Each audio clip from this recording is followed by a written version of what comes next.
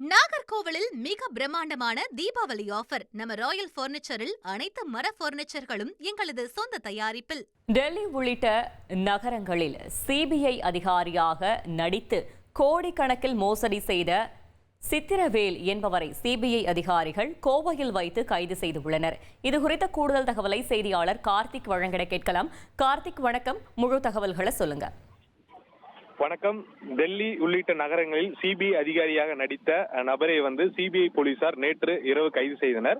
இந்நிலையில் தற்போது கோவை ஒருங்கிணைந்த நீதிமன்ற வளாகத்தில் அமைந்துள்ள சிபிஐ கோர்ட்டில் தற்போது சித்திரவேலை சிபிஐ போலீசார் ஆஜர்படுத்தியிருக்காங்க.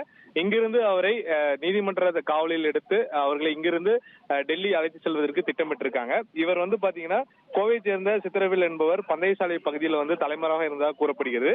இந்த சூழலில் சிபிஐ அதிகாரி நேற்று இவர்களை கைது செய்தனர்.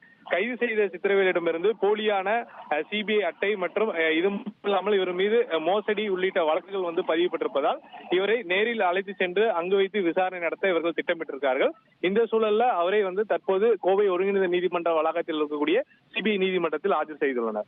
நாகர்கோவிலில் மிக பிரம்மாண்டமான தீபாவளி ஆஃபர். நம்ம ராயல் பர்னிச்சரில் அனைத்து மர பர்னிச்சர்களும் எங்களது சொந்த தயாரிப்பில்.